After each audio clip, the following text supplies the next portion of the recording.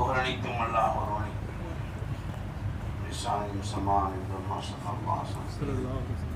அன்னாரது குடும்பத்தார் மீதும் சத்திய சஹாபாக்கள் தாபீன்கள் தப தாபீன்கள்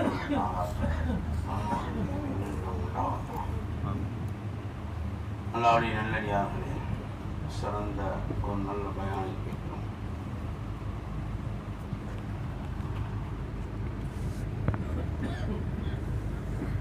அல்லாஹ் திருக்குர்ஆனிலே சூரா அன்கபூத்திலே அல்லாஹ் குறிப்பிடுவான். சிலந்தி வலையை பற்றி அல்லாஹ் குறிப்பிடுவான். சிலந்தி வலையை நீங்கள் பார்த்திருப்பீர்கள். அது தன்னை சுற்றி வலையை பின்னிக் கொண்டு நடுவிலே அது அமர்ந்து கொள்ளும். அந்த சிலந்தி நினைக்குமாம்,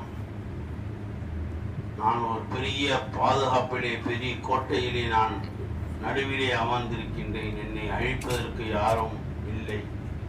என்னை அழிப்பதற்கு யாரேனும் வந்தால் அவர்கள் இந்த சிலந்தி இந்த வலையிலே மாட்டிக்கொள்வார்கள் என்று அந்த சிலந்தி நினைக்குமா? உண்மையிலேயே அது பலமுள்ள கோட்டையா? ஒரு ஈக்குச்சியை கொண்டு அந்த சிலந்தி வழியை அழித்திட முடியும். ஆனால் சிலந்தி நினைத்து கொள்ளுமாம்,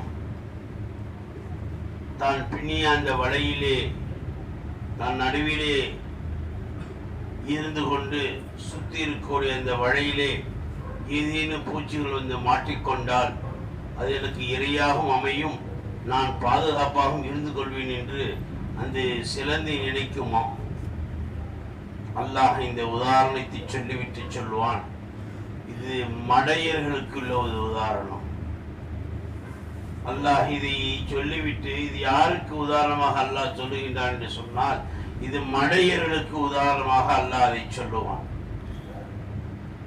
ஏனென்று சொன்னால், மூமினான மக்கள், அறிவுள்ள மக்கள் அல்லாஹ்விடத்தை மட்டுமே துணையை தேடக்கூடியவராக இருப்பார்கள். அல்லாஹ் மட்டுமே தன்னுடைய பாதுகாவலனாக துணையை தேடக்கூடியவர்களாக, அல்லாஹ்விடத்திலேயே தன்னுடைய பாதுகாவலை தேடக்கூடியவர்களாக இருப்பார்கள். ஆனால் முட்டாள்கள் தன்னை சுற்றி இருக்கக்கூடிய படைப்பிடங்களிலிருந்து உதவியை எதிர்பார்ப்பார்கள். தன்னை சுற்றி இருக்கக்கூடிய படைப்பிடங்களிலிருந்து தன் பாதுகாப்பை எதிர்பார்ப்பார்கள். அல்லாஹ் இந்த சிலந்திய அந்த முட்டாள்களுக்கு அல்லாஹ் உதாரணமாக இங்கே அல்லாஹ் குறிப்பிட்டு காட்டுகின்றான். அல்லாஹ்வுடைய நேசர்கள், அறிவாளிகள், புத்தி உள்ளவர்கள், அல்லாஹ்விடத்தில் மட்டுமே உதவி தேடக்கூடியவர்களாக இருப்பார்கள் என்பதை அல்லாஹ் இங்கே சுட்டி காட்டுகின்றான். பல சம்பவங்களை நாம் பார்க்கின்றோம். ஹஜ்ரத் மூசா அலைஹிஸ்ஸலாம் அவர்கள் ஒரு முறை வயிற்று வலியால் துடித்துக் கொண்டிருக்கின்றார்கள். அப்பொழுது அல்லாஹ்விடத்தில் கேட்கின்றார்கள், யா அல்லாஹ், நான் வயிற்று வலியால் துடித்துக் கொண்டிருக்கின்றேன், எனக்கு ஒரு வழி சொல்லி என்று அல்லாஹ்விடத்தில் கேட்டார்கள் மூசா அலைஹிஸ்ஸலாம். அப்பொழுது அல்லாஹ் சொன்னான், மூசாவே, இந்த இடத்திற்கு செல், அங்கே இது மாதிரி ஒரு செடி ஒன்று இருக்கும், அந்த செடியுடைய இலைகளை பறித்து சாப்பிடு, வயிற்று வலி சரியாகிடும் என்று அல்லாஹ் சொன்னான். மூசா அலைஹிஸ்ஸலாம் அவர்கள் அங்கே சென்று அந்த இலையை பறித்து சாப்பிட்டார்கள். வயிற்று வலி சரியாகிவிட்டது. இப்படி நபிமார்கள் எந்த ஒன்றுக்குமே அல்லாஹ்விடத்திலேயே உதவி தேடக்கூடியவராக இருப்பார். சில ஆண்டுகள் கழித்தது. மூசா அலைஹிஸ்ஸலாம் அவர்களுக்கு மீண்டும் வயிற்று வலி ஏற்பட்டது. நேராக சென்றார்கள், இந்த செடியின் இலையை பறித்தார்கள், சாப்பிட்டார்கள், வயிற்று வலி சரியாகல. நல்லதான சொன்னான், அப்ப சாப்பிட்டமே சரியாயிருச்சு, இப்போ அந்த இலையை தான் நாம் சாப்பிட்றோம், சரியாகலையே. மூசா அலைஹிஸ்ஸலாம் அவர்கள் அல்லாஹ்விடத்தில் பேசக்கூடியவர்கள். மீண்டும் அல்லாஹ்விடத்தில் கேட்டார்கள், யா அல்லாஹ், எனக்கு வயிற்று வலியாக இருக்கிறது, அன்று நீ எதை சொன்னாயோ அந்த இலையைத்தான் இப்பொழுது சாப்பிட்டேன், முதலில் சரியாகிவிட்டது, இப்பொழுது சரியாகவில்லையே, ஏன் என்று கேட்டபொழுது அல்லாஹ் சொன்னான், மூசாவே, முதலில் உனக்கு வயிற்று வலி இருந்த பொழுது என்னிடத்தில் அணுகினாய், முதலில் உனக்கு வயிற்று வலி வந்த பொழுது என்னிடத்தில் அணுகினாய், அதற்கு நான் வழி சொன்னேன். இப்பொழுது வயிற்று வலி வந்தவுடன் நீ படைப்பினமாகி அது செடியிடத்தில் அணுகினாய். முதலில் வயிற்று வலி வந்த பொழுது என்னிடத்தில் அணுகினாய், என்னிடத்தில் கேட்டாய், நான் சொன்னேன் அந்த செடியுடைய இலையை பிடித்து சாப்பிடு என்று சொன்னேன். இந்த முறை உனக்கு வயிற்று வலி வந்த பொழுது என்னிடத்தில் கேட்கவில்லை, நேரடியாக சென்று அந்த படைப்பிடத்தை உதவி தேடினாய். ஆதலால் தான் அதை உனக்கு அது சலாமத்தாகவில்லை, நோய் தீரவில்லை என்று அல்லாஹ் சொன்னார். மூசா அலைஹிஸ்ஸலாம் தான் தவறி உணர்ந்தார், அல்லாஹ்விடத்தில் மன்னிப்பை கேட்டுக்கொண்டார். அல்லாஹ் சொன்னான், மூசாவே, உலகத்தில் படைக்கப்பட்ட எல்லா பொருள்களும் விஷமாகத்தான் நான் படைக்கின்றேன். உலகத்தில் படைக்கப்பட்ட எல்லா பொருள்களையும் நான் விஷமாகத்தான் படைக்கின்றேன். ஆனால் அது எப்பொழுது சலாமத்தாகிறது என்று சொன்னால், என் பெயரை சொல்லும் பொழுது, என் பெயரை சொல்லி அதை சாப்பிடும் பொழுது அது உங்களுக்கு உணவாக, உங்களுக்கு நோய்க்கு நிவாரணியாக மாறுகின்றது என்று அல்லாஹ் மூசா அலைஹிஸ்ஸலாம் அவர்களுக்கு உணர்த்தினான் என்று சொன்னால், அல்லாஹ்விடத்திலேயே எந்த ஒரு விஷயத்திற்கும் உதவி தேடி ஒரு மனிதன் வெற்றி பெற வேண்டும். அதை கொண்டுதான் ஒரு மனிதனுக்கு சலாமத் இருக்கிறது என்பதை அல்லாஹ் நினைவூட்டுகின்றான். எந்த ஒரு விஷயத்துக்கும் நம்முடைய தேவைக்கு எது ஒன்றாக இருக்கட்டும், நாம் அல்லாஹ்விடத்திலே பாதுகாவலை தேடக்கூடியவர்களாகவும் அல்லாஹ்விடத்திலேயே உதவி தேடக்கூடியவர்களாகவும் இருக்க வேண்டும். ஹஜ்ரத் ஸல்லல்லாஹு அலைஹி வஸல்லம் அவர்கள் இந்த பத்ருடைய யுத்தத்திலே 330 சஹாபாக்களோடு பத்ரிலே போய் தங்கினார்கள். எதிரிலேயே ஆயிரக்கணக்கான காபிர்களுடைய படைகள்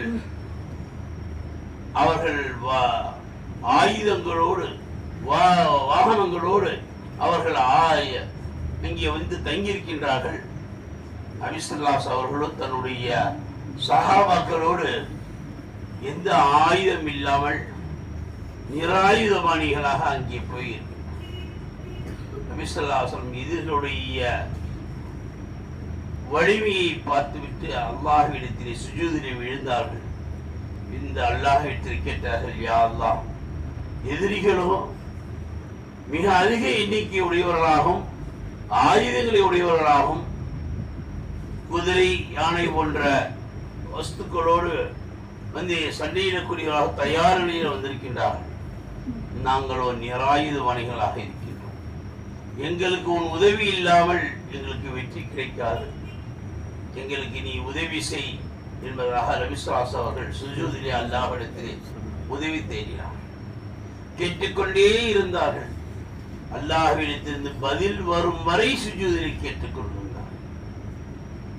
அல்லாஹ் சொன்னான், நபியே, நாம் உமக்கு உதவி செய்வோம் என்பதாக அல்லாஹ்வுடைய அறிவிப்பு வந்த பிறகு சுஜூதிலிருந்து எழுந்தார்கள். அவர்கள் தலைமை ஏற்று அந்த பதிலிலே அவர்கள் படைத்தளபதியாக இருந்து சென்றார்கள். ஸல்லல்லாஹு அலைஹி வஸல்லம் அவர்கள் பெரும் பெரும் தலைகள் எல்லாம் உருண்டன. அபூ ஜஹலும் அபூ லஹப் மற்றும் உத்துபா இது போன்ற கொடியவர்கள் எல்லாம் தலைகள் எல்லாம் அங்கே உருண்டன. முஸ்லிம்களுக்கு வெற்றி கிடைத்தது.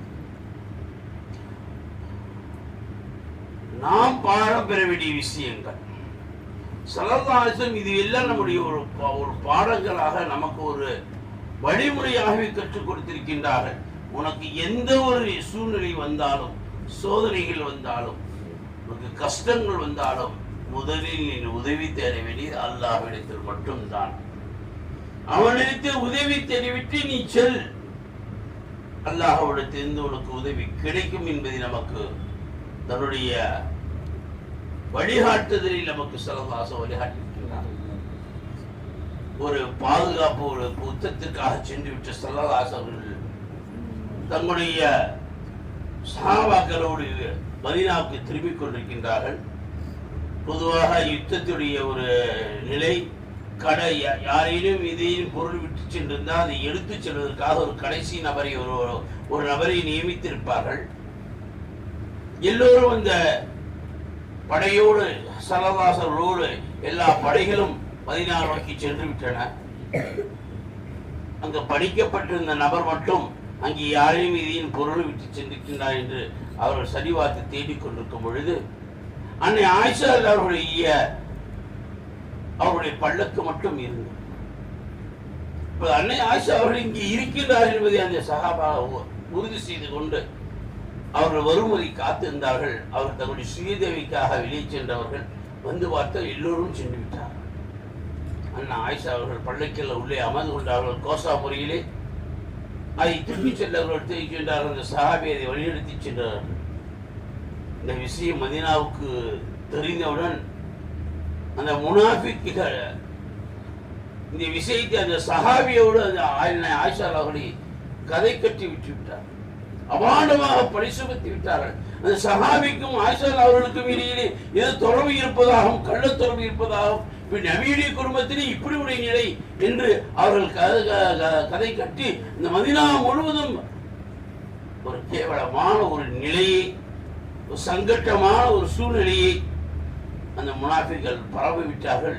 மதீனா முழுவதும் அந்த அபாண்டமான சொல் பரவிவிட்டது. ஸல்லல்லாஹு அலைஹி வஸல்லம் வருத்தப்பட்டவர்களா, வேதனைப்பட்டவர்களா? பொதுவாக யார் மீது அவதூறு சொன்னால் நாம் பொறுத்துக் கொள்வோமா? இல்லாத ஒன்றை நம்மை பார்த்து ஒன்று சொன்னால் இந்த அவதூறு சொன்னால் ஏற்றுக்கொள்வோமா? நாம் செய்யாத ஒன்றை நம் மீது இதையும் சொன்னால் நாம் ஏற்றுக்கொள்ள முடியுமா? யாரும் ஏற்றுக்கொள்வார்கள் அவதூறை? யாரும் ஏற்றுக்கொள்ள மாட்டார். மோசமானவன் கூட ஏற்றுக்கொள்ள மாட்டான் அவதூறை. ஆனால் அவதூறு பரப்பப்பட்டது. ஸல்லல்லாஹு அவர்களுடைய மனைவி மீது அவதூறு பரப்பப்பட்டது. ஹஜ்ரத் ஸல்லல்லாஹு அவர்கள் நேரடியாக மஸ்ஜித் நபவிக்கு சென்றார்கள். அங்கேயே தங்கிவிட்டார்கள். வீட்டுக்கு திரும்பவில்லை. அன்னை ஆயிஷா அவர்கள் தன்னுடைய தகப்பனார் வீட்டுக்கு, அபூபக்கர் சித்திக் அவர்கள் வீட்டுக்கு செல்லும்படி உத்தரவிட்டார்கள். அங்கே அவர் சென்று விட்டார். ஹஜ்ரத் ஸல்லல்லாஹு இங்கே செய்த உத்தி என்ன என்று தெரியுமா? இதை ஆராயவில்லை. இது எப்படி நடந்ததா, இப்படி இருக்குமா இந்த சந்தேகம் எழவில்லை. மஸ்ஜித் நபிக்கு சென்றார்கள். அல்லாஹ்விடத்திலே இதை ஒப்படைத்தார்கள். இறைவா, இந்த அபாண்டமாக பழி சுமத்தப்பட்டிருக்கின்றது. இதற்கு நீதான் நீதிபதி. இதற்கு நீ சரியான தீர்ப்பு வழங்க வேண்டும். அதுவரை நான் வீட்டுக்கு செல்ல மாட்டேன் என்று ஹஜ்ரத் மஸ்ஜித் நபியிலே தங்கிவிட்டார். அல்லாஹ்விடத்தை போராடி கொண்டிருக்கின்றார்கள். அல்லாஹ்விடத்தை கெஞ்சிக் கொண்டிருக்கின்றார்கள். இந்த அவதூறு சொல், இதனால் ஏற்படக்கூடிய மன உளைச்சல், அவர்கள் எதையுமே செய்ய முடியாத ஒரு சூழ்நிலைக்கு ஆளாக்கப்பட்டு விட்டார். அப்படித்தான் இருக்கும். அவதூறு சொல் சொன்னால் ஒரு மனிதனி உள்ளம் நிச்சயமாக பாதிக்கப்படுமா இல்லையா? யாரை பற்றி அவதூறு சொல்கின்றோமோ அந்த மனிதனுடைய உள்ள பாதிக்கப்படுமா இல்லையா? அவர் மட்டுமே இல்லை, அந்த குடும்பமே பாதிக்கப்படும். அவதூறு சொல்லின் காரணமாக அந்த குடும்பத்துடைய கௌரவம், கண்ணியம் எல்லாமே பாதிக்கப்படும். சலவாசமியும் வருத்தப்பட்டவர்களாக மஸ்ஜித் நபியிலே தங்கியிருந்த பொழுது அல்லாஹ் வஹியை இறக்கினான். அண்ணா ஆயிஷா அவர்கள் பரிசுத்தமானவர்கள் என்பதாக வஹி இறக்கப்பட்டது. அண்ணவர்களை பற்றி குர்ஆன் பதிவு செய்திருக்கிறது. அவர்கள் பரிசுத்தமான என்ற ஆயத்தை இறங்கிய பிறகு ஹஜ்ரத் ஸல்லல்லாஹு அலைஹி வஸல்லம் அவர்கள் வீட்டுக்கு சென்றார்கள். அன்னை ஆயிஷா அவர்களை ஏற்றுக்கொண்டார்.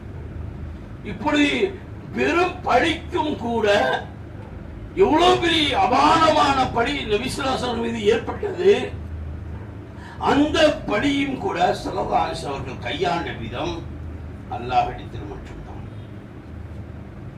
அவர்கள் கையாண்ட விதம் அல்லாஹ்விடத்தில் மட்டும்தான். அல்லாஹ்விடத்தில் மட்டுமே அவர்கள் கேட்டு அதற்கு பதில் வருவதை காத்திருந்தார்கள். ஸல்லல்லாஹு அலைஹி வஸல்லம் தன் மனைவியத்தில் போய் அப்படி நடந்தவா என்று கூட கேட்கவில்லை. அந்த சஹாபியை கூப்பிட்டு அப்படி எதுவும் நடந்ததா என்று விசாரிக்கவில்லை. யார் மீதும் அவர்கள் குறையாக நினைக்கவில்லை. இதற்குரிய தீர்ப்பை அல்லாஹ்விடத்தில் மட்டுமே எதிர்பார்த்தார். இந்த விஷயத்தை அல்லாஹ்விடத்தில் மட்டுமே ஒப்படைத்தார். தன்னுடைய பாதுகாவனாக, தன்னுடைய தேவியை பூஜை செய்யக்கூடியவனாக, இந்த நிலைக்கு தீர்ப்பு வழங்கக்கூடியவனாக அல்லாஹை தன் எஜமானையே நம்பி இருந்தார்கள் என்று சொல்லலாம். அதனால்தான் அல்லாஹ்விடத்திலிருந்து பதில் வந்தது, வஹியாக வந்தது. அன்னை ஆயிஷா அவர்கள் பரிசுத்தமானவர்கள். இப்படி இந்த சம்பவங்களில் இருந்து அல்லாஹ் நமக்கு கொடுக்கக்கூடிய பாடம், எந்த ஒன்றுக்கும் அல்லாஹ்விடத்திலேயே நாம் எதிர்பார்க்கக்கூடியவராக இருக்க வேண்டும். அல்லாஹ்விடத்திலேயே எந்த ஒரு விஷயத்திற்கும் நாம் நம்முடைய கஷ்டங்களுக்கும் நஷ்டங்களுக்கும் அல்லாஹ்விடத்திலேயே தீர்ப்பை எதிர்பார்க்கக்கூடியவர்களாக இருக்க வேண்டும். எல்லா விஷயங்களையுமே அல்லாஹ்விடத்திலே ஒப்படைத்து விட்டு அதற்கு பதிலை எதிர்பார்த்து நம்ம காட்டுக்காக்கூடியவராக இருக்க வேண்டும். நமக்கு ஒரு உதவி தேவையா, முதலில் அல்லாஹ்விடத்தில் தான் அந்த உதவி கேட்க வேண்டும். நமக்கு ஒரு கஷ்டமா, அந்த கஷ்டத்தை அல்லாஹ்விடத்தை மட்டுமே கேட்க வேண்டும். நம்மிடத்தில் நமக்கு ஏதேனும் நஷ்டம் ஏற்பட்டு விட்டதா, அதையும் அல்லாஹ்விடத்தில் தான் கேட்க வேண்டும். ஆக எல்லா விஷயங்களிலுமே அல்லாஹை உட்படுத்தி அல்லாஹ்விடத்திலே நம்முடைய தேவைகளை ஒப்படைத்து அவரிடத்தில் கேட்டு அதில் பதில் வரும் வரை பொறுமையோடு காத்திருக்க வேண்டும். எப்படி ஹஜ்ரத் மூஸா அலைஹிஸ்ஸலாம் அவர்கள் அல்லாஹ்விடத்திலே ஒரு தன் வியாதிக்காக உதவி தேடிய பொழுது அல்லாஹ்வுடைய உதவி எப்படி வந்ததோ அதுபோல் அல்லாஹ் நாம் ஒவ்வொரு உதவியையும் ஒவ்வொரு தேவைகளையும் அல்லாஹ்விடத்தில் ஒப்படைத்து விட்டு அல்லாஹ்விடத்தில் உதவி தேடக்கூடியவராக இருக்க வேண்டும். இங்கே அபாரமான குற்றச்சாட்டை பற்றி குர்ஆன் நமக்கு எடுத்துரைக்கின்றது. நாம் எல்லாம் நினைத்துக் கொண்டிருக்கின்றோம், பிறர் மீது அபாரமான குற்றச்சாட்டு சொல்லக்கூடிய பழக்க வழக்கங்கள் இயற்கையிலே சில பேருக்கு உண்டு. சில பேருக்கு இயற்கையிலே அடுத்தவங்களை பத்தி குறை பேசுறதுன்றது இயற்கையே அவர்களுக்கு உள்ள புத்தி. பிறரை பற்றி குறை பேசுவது என்பது சிலருக்கு அதை பழக்கமாக கூட ஆக்கி கொண்டவர்கள் உண்டு. பொதுவாக ஒரு மனிதனுடைய குறையை இன்னொரு மனிதனத்தில் போய் சொல்வது அதற்கு பேரு புறம்.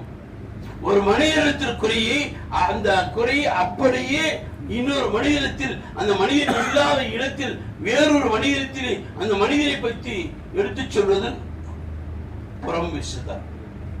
இருப்பதை மட்டும் எடுத்துச் சொன்னால் அதற்கு பேர் புறம். ஒரு மனிதத்திற்கு குறைகளை இன்னொரு மனிதத்தில் அதை அப்படியே எடுத்துச் சொல்வது, அந்த மனிதன் இல்லாத இடத்தில் அந்த மனிதனை பற்றி எடுத்துச் சொல்வது புறம் பேசுதல். இதுவும் பாவமான செயல்தான். ஆனால் அதை விட ஒரு மனிதனத்தில் இல்லாத ஒன்றை, ஒரு மனிதனத்தில் இல்லாத ஒன்றை இன்னொரு மனிதனத்தில் போய் சொல்வது அபாண்டமான பழி சுமத்தல், அவதூறு சொல்லுதல் என்பது. அவதூறு சொல்வதல் என்பது புறம் பேசினால் அதில் ஒன்றும் தவறான பாவங்கள் தான். அதனால் அந்த மனிதன் உள்ளம் பாதிக்கப்பட போவதில்லை. ஒரு மனிதனை பற்றி இருந்த மனிதத்தில் புறம் பேசினால் அந்த மனிதனின் உள்ளம் பாதிக்கப்பட போவதில்லை.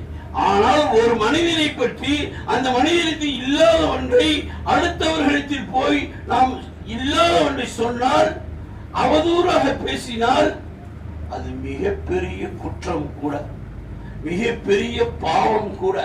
அதனால் சந்ததியினர்களும் பாதிக்கப்படுவார்கள். எவன் குற்றம் சொன்னானோ, எவன் அவதூறு பரப்பினானோ, அந்த அவதூறு பரப்பியவன் அந்த அவதூறுக்கு ஆளாகாதவரை நிச்சயமாக அவனுக்கு மூத்து வராது.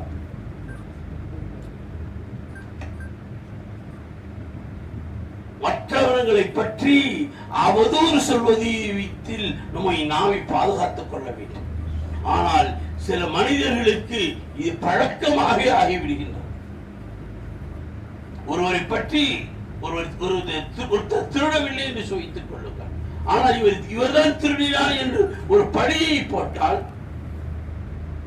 திருடாதவர்களை இவர் திருடியவர் என்று அவர் மீது அநியாயமாக பழியை போட்டால், அவதூறு பழியை போட்டால், திருடாதவர் ஒத்துக்கொள்வாரா? அப்படி பழி போட்டால் அவருடைய உள்ளம் என்ன ஆகும்? அவருடைய உள்ளம் என்ன ஆகும்? நிச்சயமாக பாதிக்கப்படுமா, பாதிக்கப்படாதா? இவர் திருடன் என்று ஒரு 10 பேர்த்தை இவரை பத்தி சொன்னா செய்யாத ஒரு குற்றத்தை ஒரு 10 பேரிடத்துல போய் இவர் திருடன், இவர் இதை திருட்டாரு, இவர் இப்படி செஞ்சுட்டாரு, இவர் பாவம் இந்த மாதிரி செஞ்சுட்டாரு சொல்லி செய்யாத ஒரு குற்றத்தை ஒரு 10 பேர்கிட்ட போய் நம்ம அந்த அவதூறு பரப்புறோம் என்று சொன்னால், செய்யாத அது பாதிக்கப்பட்ட நபர், அந்த குற்றத்திற்கு ஆளாகாத நபர், அவருடைய உள்ளம் எந்த அளவுக்கு பாதிக்கப்படுமா பாதிக்கப்படாது. செய்த ஒன்றை ஒத்துக்கொள்வோம். சரி, நம்ம பத்தி நம்ம செஞ்சதான சொல்ல ஒத்துக்குவோம். குற்றத்தை கூட சில ஒத்துக்கொள்வோம். ஆனா செய்யாத ஒன்றை யார்தான் ஒத்துக்கொள்வார்கள்? அது மிகப்பெரிய மன உளைச்சலும் கூட. அந்த மனிதனுடைய உள்ளம் பாதிக்கும். அந்த மனிதன் உள்ளம் பாதிப்பது மட்டும் இல்லை சகோதரர்களே, பல வீரத்தில் அந்த மனிதனை பற்றி அவதூறு பேசினால், இவன் இப்படிப்பட்டவன், இவன் இப்படிப்பட்டவன் என்று அந்த மனிதனை பற்றி அவதூறு பேசினால், அத்தனை நபர்களும் இந்த மனிதனை பற்றி தரக்குறைவாக, கண்ணிய குறைவாக, கேவலமாக, முறைகேடாக இந்த மனிதனை எவ்வளவு கேவலமாக நினைப்பார்களா இல்லையா? அவ்வளவு மனிதர்களும் இவரை பற்றி அவதூறு பேசிய கேட்ட மனிதர்கள் எல்லாம் இந்த அவதூறுக்கு பாதிக்கப்பட்டவர்களை பற்றி அவர்களுடைய கண்ணியம் பாதிக்கப்படுவா இல்லையா? அவர்களுடைய கண்ணியம், அவர்களுடைய குடும்பம் எல்லாம் பாதிக்கப்படுவா இல்லையா? அவர் பிள்ளையை பார்த்து சப்போஸ் திருடன் சொல்லிட்டு வச்சுக்கணும், அது அவதூறு பரப்பப்பட்டிருக்கு வச்சுக்கோங்க. அந்த அவருடைய மகன் வெளியே போறா, என்ன சொல்லுவான்? திருட்டு பையனுடைய பையனை சொல்லுவானா சொல்ல மாட்டானா? அத்தாவை திருடன் சொல்லி அவதூறு பரப்பப்பட்டிருக்கின்றது. மகன் செய்யல, அத்தாவும் செய்யல, ஆனால் சொல்லப்பட்ட அவதூறு என்ன ஆகும்? மகனையும் பாதிக்கும், குடும்பத்தையும் பாதிக்கும், மனைவியும் பாதிக்கும், அவருடைய குடும்ப கௌரவத்தையும் கண்ணியத்தையும் மரியாதையையும் பாதிக்கும். சொல்லப்பட்ட அவதூறின் காரணமாக ஒரு மனிதனுடைய உள்ளங்கள் பாதிக்கப்பட்டு, அவருடைய குடும்ப கௌரவங்கள் பாதிக்கப்பட்டு, மரியாதைகள் பாதிக்கப்பட்டு, மிக பெரும் துன்பத்திற்கு அந்த மனிதன் ஆளாகுவார். அதனால்தான் நபி ஸல்லல்லாஹு அலைஹி வஸல்லம் சொன்னார்கள், அவதூறால் பாதிக்கப்பட்ட நபர் அல்லாஹ்விடத்தில் கையேந்தினால் அடுத்த நொடி அவர் என்ன கேட்டாரோ உடனே இறங்கிறார். அதான் அவதூறுக்கு பாதிக்கப்பட்டவர்களுடைய துஆவுக்கு நீங்கள் ஆளாகி விடாதீர்கள் என்று நபி ஸல்லல்லாஹு அலைஹி வஸல்லம் எச்சரிக்கின்றார். நாம் யாரையும் அவதூறு சொல்லிவிட்டால், அந்த அவதூறு பாதிக்கப்பட்டவர்கள் கையேந்தி கேட்டுவிட்டால், அதனால் யார் அவதூறு பரப்பினாரோ அவர் நிச்சயமாக பாதிக்கப்படுவார். அவதூறு சொன்னவர் மட்டுமல்ல சகோதரிகளை விளங்கிக் கொள்ளுங்கள், அவதூறை யாரெல்லாம் கேட்கிறீர்களோ நீங்களும் அதில் பாதிக்கப்படுவீர்கள். அவதூறை யாரெல்லாம் கேட்டு நீங்கள் நம்பினீர்களோ நீங்களும் பாவிகள் தான். அவதூறை பரப்பியவன் மட்டும் பாவி அல்ல, அவதூறை கேட்டு அதை உண்மை என்று நம்பியவனும் பாவிதான். அவதூறு என்ன நினைத்துக் கொண்டிருக்கின்றீர்கள்? உள்ளம் சம்பந்தப்பட்ட விஷயம், ஒரு மனிதனுடைய கௌரவம் சம்பந்தப்பட்ட விஷயம், அவருடைய மான மரியாதை சம்பந்தப்பட்ட விஷயம். ஒரு மனிதனை அவதூறு சொல்வது சாதாரண விஷயம் அல்ல. அவனுடைய கௌரவம், மரியாதை, குடும்பம் எல்லாமே பாதிக்கப்படும்.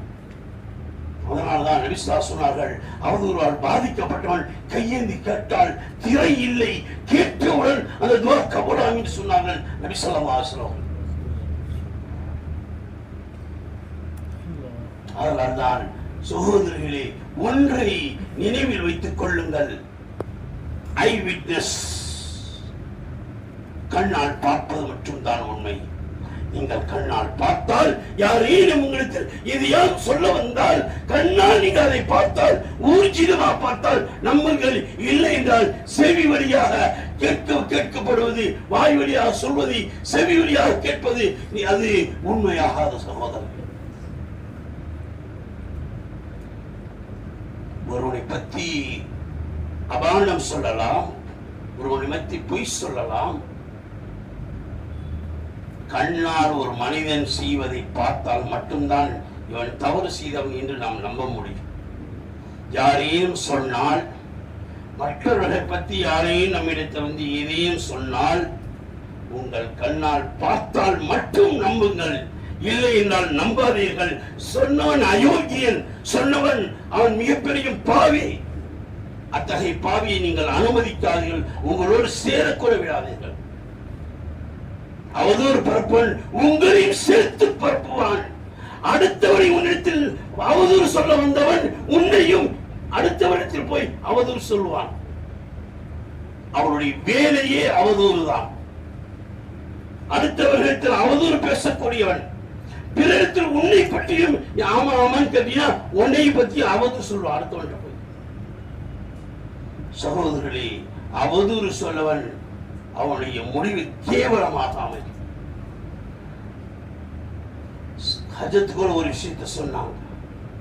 என்ன அவதூறு சொன்னான் அந்த முனாஃபிக்?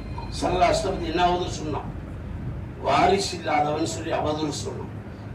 என்னாச்சு அவனுடைய முடிவு? நபி ஸல்லல்லாஹு அலைஹி வஸல்லம் யாரெல்லாம் அவதூறு சொன்னார்களோ அவர்கள் முடிவு என்னாச்சு? நபி ஸல்லல்லாஹு அலைஹி வஸல்லம் மட்டுமில்லை, இது உள்ளத்தை பாதிக்கப்படக்கூடிய விஷயம். யாரை பற்றி நீங்க அவதூறு சொன்னாலும் நிச்சயமாக அவனுடைய வாழ்வு கேடாக காண முடியும். அதனால்தான் அவதூறு விஷயத்திலே நாம் சொல்லக்கூடியவராக இருக்கக்கூடாது. இரண்டாவது, நாம் நம்பக்கூடியவர்களாக இருக்கக்கூடாது. கண்ணால் பார்த்தால் மட்டும்தான் அந்த தவறுகளை நம் கண்ணால் பார்த்தால் மட்டும்தான் ஏற்றுக்கொள்ள வேண்டும். இல்லை என்று சொன்னால் பிறர் சொல்லக்கூடிய எந்த ஒரு விஷயத்தையும் சகோதரர்களே காதால் நீங்கள் கேட்டுவிட்டு அப்படியே விட்டு விடுங்கள். அடுத்தவரிடத்தில் சொல்லி அதை பரப்பாதீர்கள். செய்தால் அந்த அவதூறுக்குள்ள குற்றம் அவனுக்கு மட்டுமல்ல உங்களுக்கும் சேர்ந்துதான் அது பாதிக்கும். இது மட்டுமில்ல சகோதரர்களே, அவதூறு செய்தவன் அவனுடைய அந்த அவதூறால் பாதிக்கப்பட்டவன் என்ன துஆ செய்கின்றானோ அதனால் அவருடைய குடும்பமும் அழிந்து போகும், அவருடைய சந்ததியினரும் கூட அழிந்து போவார்கள். பல பேருடைய குடும்பங்கள் நம்மிடத்தில் எத்தனையோ நபர்கள் நம்மிடத்தில் வருவதை நாம் சந்தித்திருக்கின்றோம். நான் வாழ்க்கை முழுவதும் நலமாக தான் வாழ்ந்தேன், யாரையும் ஏமாற்றவில்லை, திருடவில்லை, நான் எதையும் தவறு சொல்லவில்லை, செய்யவில்லை. ஆனால் நான் இன்று பெரும் பாதிப்புக்கு உள்ளாகி இருக்கின்றேன். என் குடும்பம் பாதிப்புக்கு உள்ளாகி இருக்கின்றது, என் பொருளாதாரம் பாதிப்புக்கு உள்ளாகி இருக்கின்றது என்று பலரும் பலவிதமாக தங்கள் குறைகளை சொல்லுகிறார். நான் வாழ்க்கையில் தவறு செய்யவில்லை, அறிந்து கூட நான் யாரையும் ஏமாற்றவில்லை, யாரையும் நான் அபகரிக்கவில்லை. ஆனால் இன்று நான் பெரிய கஷ்டத்திற்கு ஆளாக்கப்பட்டிருக்கிறேன், என்னவென்று புரியவில்லை என்ற பலவேறு என்பதை நாம் பார்த்திருக்கின்றோம். நம்மிடத்தில் வந்து சொல்லக்கூடியவர்கள் உண்டு. சகோதரர்களே, நாம் அவதூறாக யாரையும் பேசியிருப்போம், நாம் மறந்திருப்போம். ஞாபகம் வைத்துக் கொள்ளுங்கள், நாம் அவதூறு யாரையேனும் பேசியிருப்போம். அந்த அவதூறை கேட்டுவிட்டு யாரிடத்திலும் அந்த அவதூறை சொல்லி இருப்போம். அதனுடைய பலாபலன்கள் நிச்சயமாக நம்மை பாதிக்கும், நம்முடைய குடும்பத்தை பாதிக்கும், நம்முடைய சந்ததியினை பாதிக்கும். ஒரு சந்ததியை சென்ற பிறகும் கூட அந்த அவதூறு அது சாவக்கேடு இருக்கின்றதே, அது அடுத்த சமுதாயத்தையும் அவருடைய பிள்ளைகளையும் அந்த சமுதாயத்தையும் பாதிக்கும். சகோதரர், அவதூறால் பாதிக்கப்பட்டவன் ஏதேனும் அல்லாஹ்விடத்தில் முறையிடும் பொழுது, இறைவா இவருடைய சந்ததியினர்களாம் கேவலமாக ஆக்கிவிடும் என்று அவன் துஆ செய்திருந்தால், அல்லாஹ் ஆமீன் சொல்லியிருந்தால், அவன் சந்ததி முழுவதும் அதில் பாதிக்கப்படுவார்கள். அவர்களும் அவர்களுக்கு பிறகு வரக்கூடிய குடும்பங்களும் பாதிக்கப்படும். சகோதரர்களே, பல சாபக்கேடுகள் தான் பலருடைய வாழ்க்கைகள் முன்னேற முடியாமல் அவர்கள் எல்லாம் கேடுகட்டுத்தனத்திலே இருப்பதற்கு காரணம்.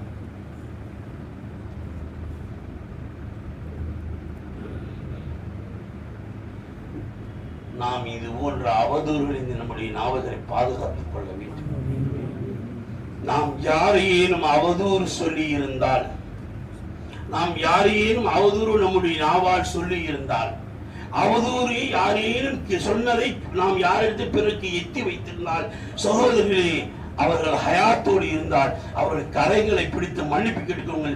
இல்லை என்று சொன்னால் நீங்கள், உங்கள் குடும்பம், உங்கள் சந்ததியினர் நிச்சயமாக அதில் பாதிக்கப்படுவீர்கள். அவதூறு சாதாரண விஷயம் அல்ல, பெரும் பாவம். அதனால்தான் ஸல்லல்லாஹு அவர்களிடத்திலே சஹாபாக்கள் வந்து பையத்தாக பொழுது 7 விஷயத்தை ஸல்லல்லாஹு சொல்லிக் கொடுத்து பையத் கொடுத்தார்கள். நான் ஷிர்க் செய்ய மாட்டேன், நான் குஃப்ர் செய்ய மாட்டேன், நான் பிதத் செய்ய மாட்டேன், நான் திருட மாட்டேன், நான் ஜினா செய்ய மாட்டேன், நான் கொலை செய்ய மாட்டேன், நான் யாரின் மீதும் அவதூறு சொல்ல மாட்டேன், நான் யாரின் மீதும் அவதூறு சொல்ல மாட்டேன். நபி ஸல்லல்லாஹு அலைஹி வஸல்லம் இந்த வார்த்தையை சொல்லி சஹாபாக்கள் பையத் பெற்றார்கள் என்று சொன்னால், நாமும் கூட பையத்திலே அந்த அம்சங்களை கொண்டுதான் பையத் பெறுகின்றோம். யாரின் மீதும் நான் அவதூறு சொல்ல மாட்டேன் என்று. என்ன என்று சொன்னால், அவதூறு மிகப்பெரிய பாவம். அந்த அவதூறின் காரணமாக நாம், நம்முடைய குடும்பம், நம்முடைய சந்ததிகள் எல்லாமே பாதிக்கப்படுவோம். எல்லாமே இதுல வரதுதான் வேணும், எல்லாமே இதுல வரதுதான் வேணும். நாம மட்டும் சுத்தமா வச்சுக்கிட்டோம்னா, நாம மட்டும் திறக்காம இருந்து வச்சுக்கிட்டோம்னா, பிறகு சொல்றது காதுல வாங்காம அப்படி காதை மூடிக்கிட்டோம்னா நாம நல்ல மனுஷனா இருக்கலாம். நாம திறந்தாதான் போச்சு. அடுத்த விஷயம் வாங்கிட்டு உன்னை அப்படியே அடுத்த முறை ரெஃப்ளெக்ட் பண்றது. ஒருத்தர் சொல்றது அப்படி காது வாங்கிட்டு இன்னொருத்தர் அப்படியே ரிஃப்ளெக்ட் பண்றது. அப்படி சொன்னாரு நான் கேட்டேன், உங்களுக்கு தெரியுமா? அதை அப்படி வாங்கி இப்படி விடுறது, பரப்புறது. சகோதரர்களே, அது தேவையில்லாத ஒன்று, அது பாவமான செயலும் கூட. பிறர் சொல்வதை காதால் வாங்காதீர்கள். பிறரை பற்றி சொன்னால் அதை காதால் வாங்காதீர்கள். மற்றவர்களை பற்றி உங்களுக்கு யாரையும் சொல்ல வந்தால் அவளை உன் பக்கம் கூட அனுமதிக்காதீர்கள். சகோதரர்களே, அவை அனைத்து பாவங்கள்.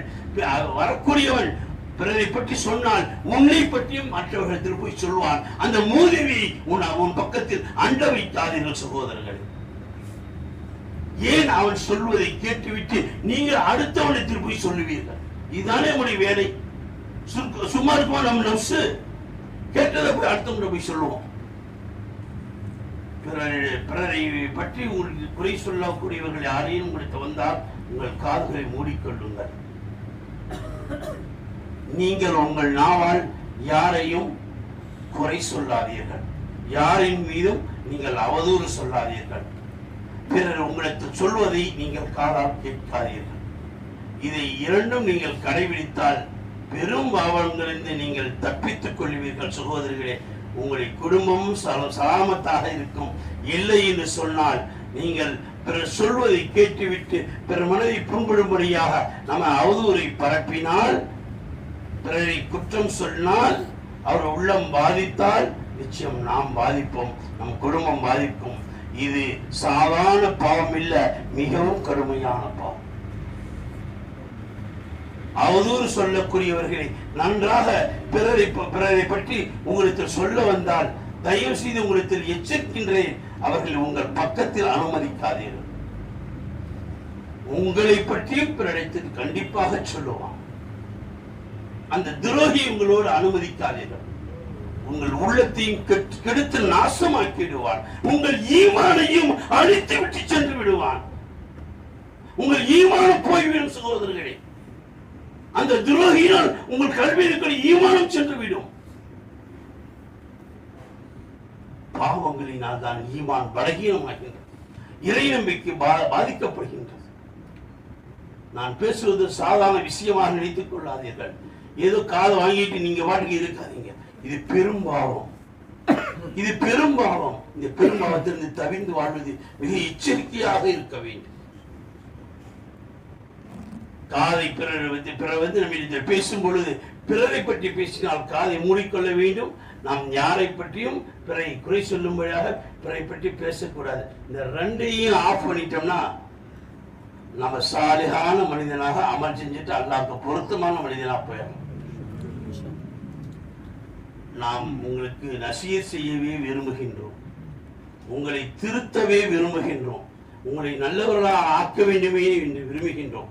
நபி ஸல்லல்லாஹு அலைஹி வஸல்லம் சஹாபாக்கள் யாரேனும் வந்து பிற சஹாபியை பற்றி குறை சொன்னால் நபி சொல்வார்கள், நான் உங்கள் அனைவரையுமே நல்லவர்களாக பார்க்கின்றேன்.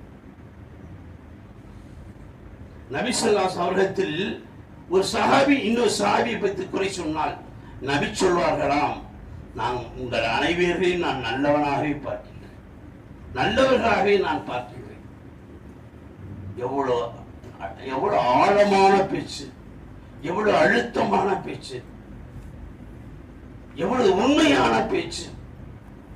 அங்கே வாங்கினால்தானே அடுத்தவனிடத்தில் சொல்ல முடியும். நபி அங்கேயே ஆஃப் பண்ணிட்டாங்க. உங்களை எல்லாம் நான் நல்லவனா பார்க்கிறேன். அதனால்தான் சகோதரர்களே, நாம் எல்லாம் பையத்து ஆயிருக்கின்றோம். அல்லாஹை அடைய வேண்டும், அமல் செய்ய வேண்டும் என்ற நிலையில் இருக்கின்றோம். நாம் முதலில் பாவத்தை விட வேண்டும்.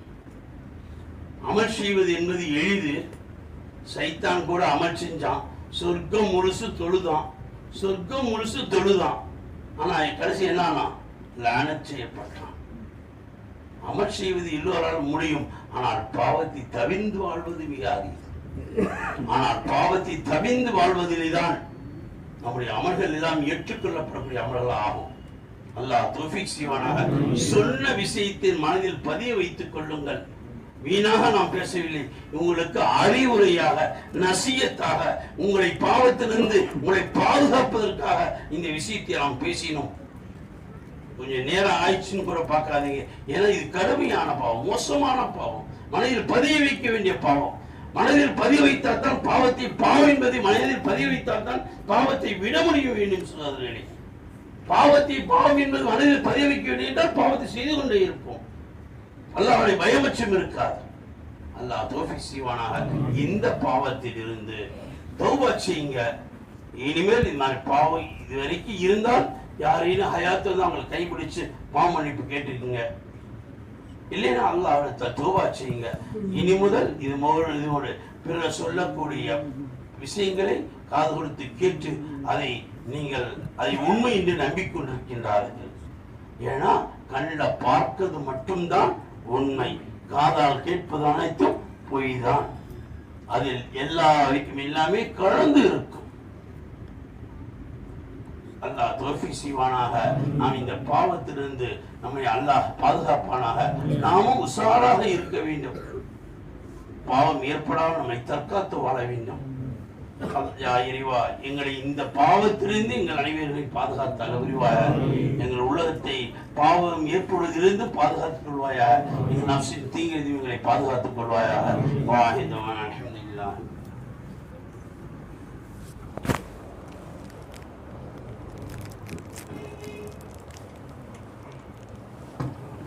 ஸலவாத்து.